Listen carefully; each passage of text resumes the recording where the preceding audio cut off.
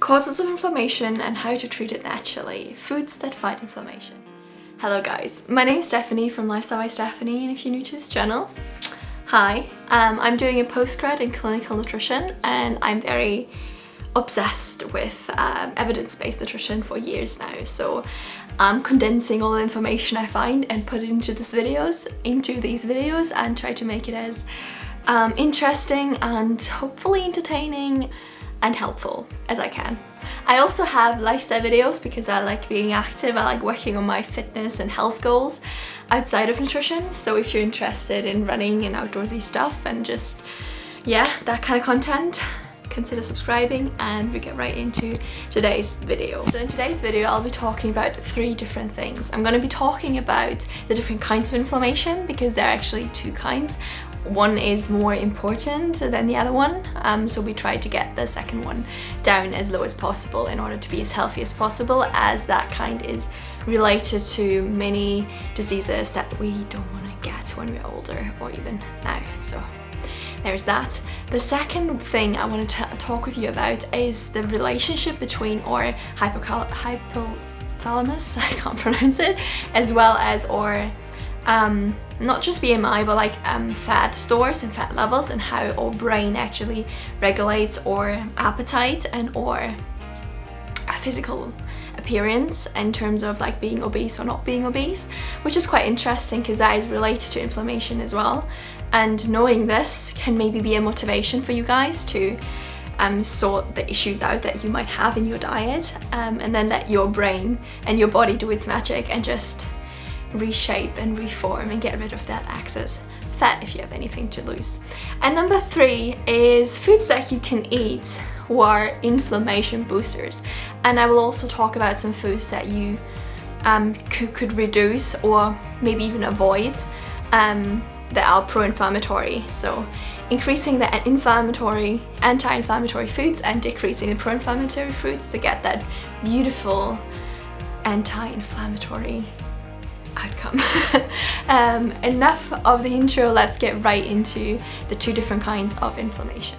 Inflammation type number 1 is localized inflammation, meaning you have a splinter, you have something is going on in your body and your body causes heat and inflammation in that particular area.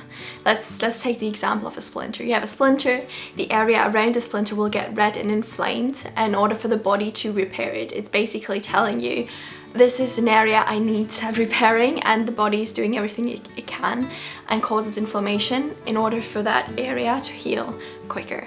And that is basically the first type. The second type is long-term inflammation, because having a splinter or having a wound that needs healing is kind of short-term because the body takes care of it right now. And the second type is long-term, and it's also called chronic inflammation or metabolic inflammation.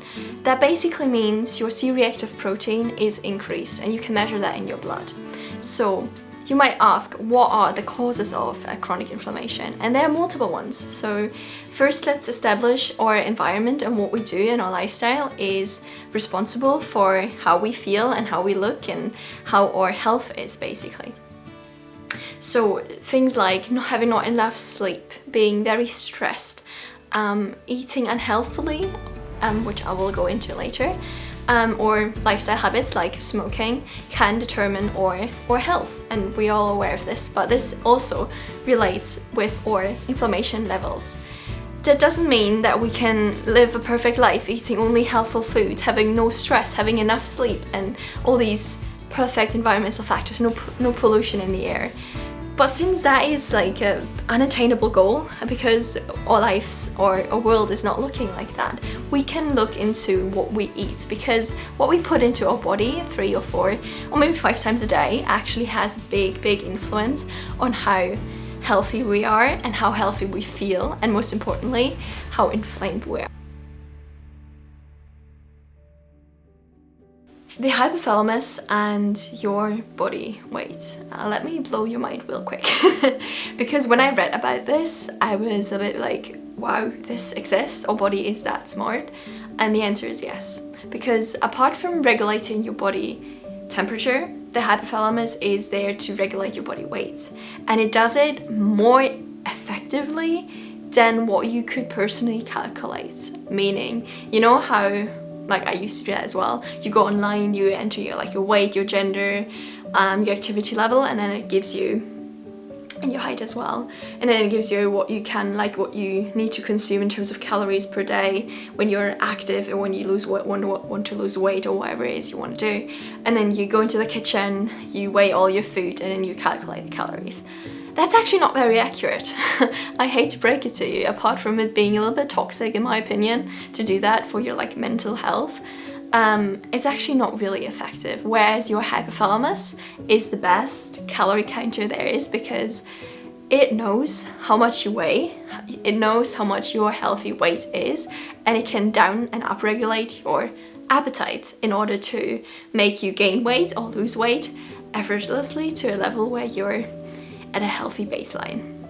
How does that work? Our fat cells release a hormone called leptin.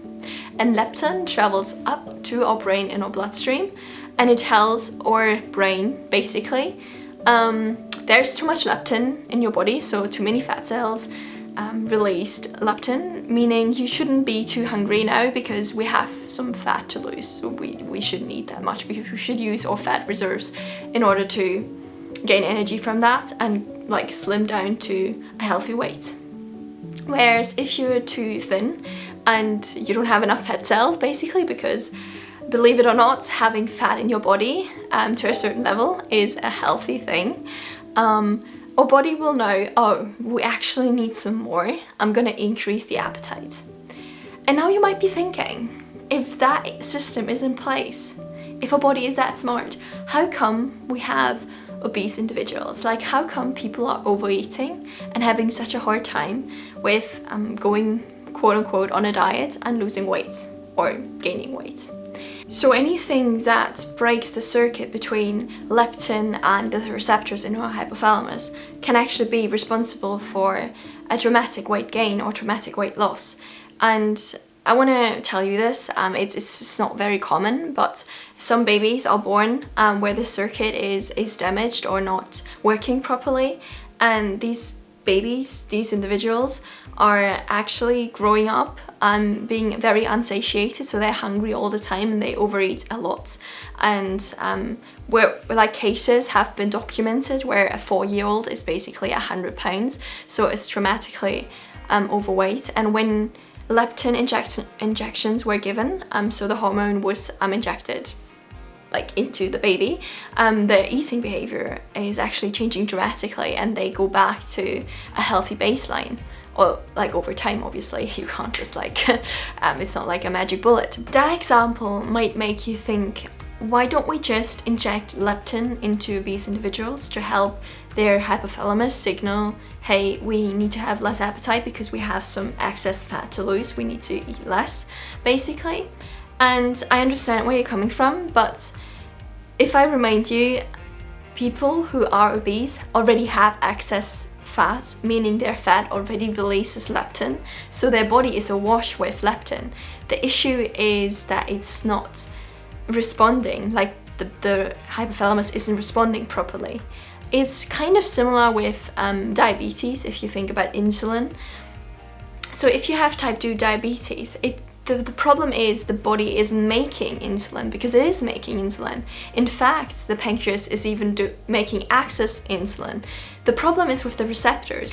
The sugar can't actually be taken out of the blood properly with the insulin because the receptors are blocked. So we can just try and hammer more insulin in, or we can try to repair the underlying source of the issue, like the receptors basically. And that's the same approach if you want to cure your hypothalamus and your relationship that leptin has with your hypothalamus in order for it to work properly.